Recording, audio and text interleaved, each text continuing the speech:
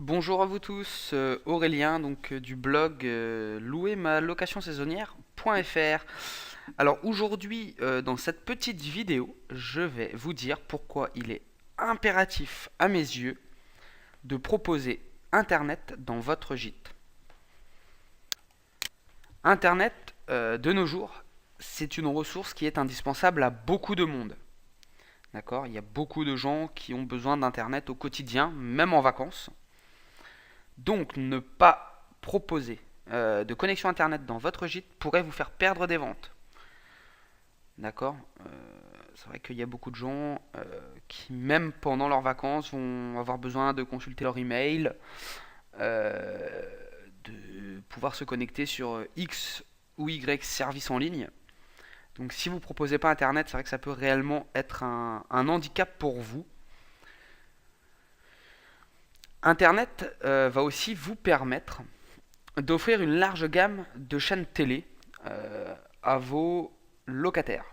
Alors, il est certain qu'ils ne viennent pas en priorité pour regarder la télévision, mais souvent ils aiment bien le soir pouvoir se, se caler tranquillement et regarder quelque chose à la télé. Donc là, c'est vrai que vous, ça vous fait un point positif en plus, vous allez pouvoir leur proposer une grande variété de chaînes et vous, ça ne vous coûtera pas 1 euro de plus. Donc c'est un avantage qui est quand même intéressant aussi pour vous. Et donc le fait également d'offrir Internet à vos locataires vous offre également donc un avantage concurrentiel par rapport à tous les propriétaires de gîtes qui n'ont pas encore cette notion d'importance de l'Internet et qui donc ne proposent pas ce service. Alors moi j'ai eu beaucoup de propriétaires de gîtes qui ont mis du temps à se décider à passer à offrir une connexion internet à leurs locataires. Et depuis qu'ils s'y sont mis, les réservations ont augmenté. Alors, bon, c'est pas énorme, hein, on a pour certains, bon, ça monte jusqu'à 10% de réservations supplémentaires, mais ce qui n'est quand même pas négligeable. D'accord. 10% sur une année, suivant votre chiffre d'affaires, ça peut quand même être relativement intéressant. D'accord. Surtout qu'il faut savoir que maintenant, ce n'est plus très très cher. Voilà. Et c'est vrai que les locataires, même ceux qui auraient loué sans avoir internet, trouvent quand même que c'est plus sympathique. Voilà. C'est vrai que maintenant, on a une vie qui est quand même relativement connectée. On communique beaucoup par email, où on aime bien regarder des vidéos sur internet, etc. Donc c'est vrai que c'est vraiment un point très très important. Maintenant, la question, la deuxième, c'est faut-il l'offrir gratuitement ce service, d'accord? Parce que il est certain que vous, ça va vous coûter entre 20 et 40 euros par mois, d'accord, pour offrir Internet. Donc sur une offre qu'on appelle Triple Play, d'accord. Donc Triple Play, c'est une offre qui offre donc l'Internet en illimité, le téléphone en illimité, ainsi que la télévision, d'accord. Donc moi, je vous déconseille très fortement de faire payer ce service, d'accord. Surtout, n'augmentez pas vos prix pour absorber ce coût. C'est vrai que c'est quand même un coût qui est relativement ridicule comparé à un mois de location, d'accord. Même si vous avez un tout petit gîte, prenons que vous avez un petit gîte que vous louez en moyenne 250 euros la semaine. Sur un mois, ça vous fait 1000 euros de chiffre d'affaires, donc 20 euros sur 1000 euros, je pense qu'on peut quand même offrir ce service. Et les gens, vos clients ne comprendraient pas que vous leur facturiez un service aussi basique. Parce qu'il faut bien se mettre en tête que de nos jours, Internet est vraiment un service basique euh, qui, euh, qui est très dur à facturer en fait, parce qu'il a une valeur perçue très très faible. C'est comme, vous savez, les sites internet. Euh, Pourquoi les sites marchands offrent bien souvent la livraison gratuitement? Et ben c'est parce que pour eux aussi, donc c'est de plus en plus dur à facturer, les gens ne comprennent pas. Donc vous, c'est pareil, je pense que vous n'aimez pas commander sur internet s'il faut payer les frais de port. Et ben là, vos locataires, ça va être la même chose, ils vont pas apprécier payer le service internet parce que c'est un service qui a une valeur perçue très faible. D'accord. Donc c'est quand même assez compliqué à facturer.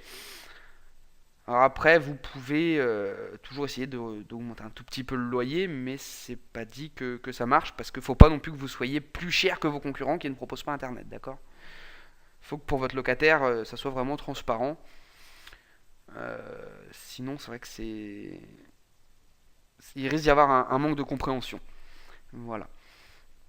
Alors par contre, il me reste donc quand même à vous avertir aussi de quelques petits points. Donc si vous souhaitez passer et offrir Internet à vos locataires, il y a quelques petits points à faire attention. D'accord? Donc il y a quelques petits points de prudence. Alors le premier point qui est très important, c'est que sur votre compte Internet, il faut que vous bloquiez les achats de VOD, donc les vidéos à la demande, d'accord? Donc c'est des films payants. Et les achats Internet Plus, d'accord? Donc si vous ne savez pas le faire, vous demandez à votre opérateur, il vous expliquera la manipulation pour le faire. Mais c'est très important de les bloquer, parce que donc par exemple d'une télé, maintenant on peut acheter des films. Alors imaginez que votre locataire il vous achète 10 films à 5 euros sur sa semaine.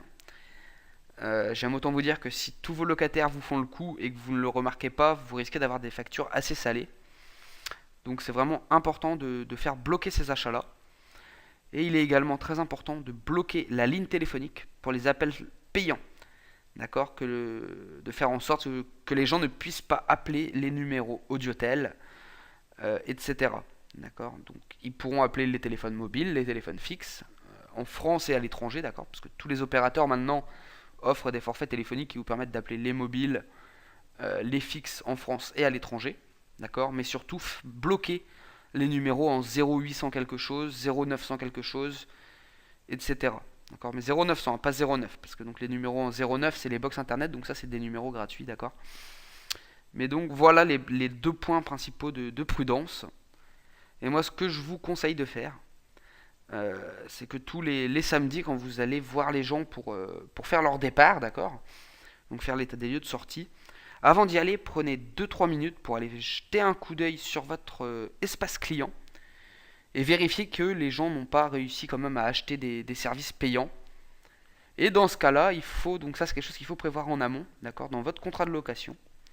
Il faut préciser aux gens que s'ils font donc des dépenses internet optionnelles, donc c'est-à-dire voilà tout ce qui est vidéo, film, etc., il faut marquer dans le contrat que ça leur sera entièrement facturé. D'accord, comme ça vous évite aussi les mauvaises surprises. Voilà, donc j'espère que cette vidéo vous a été utile, que vous avez compris l'intérêt en 2015 de proposer une connexion internet à ses locataires. Si vous avez besoin de conseils, que ce soit pour l'opérateur, pour comment le mettre en place, etc., n'hésitez pas à me contacter par l'onglet de contact du site internet. Et vous pouvez me retrouver donc sur mon blog à l'adresse www.louermalocationsaisonnière.fr.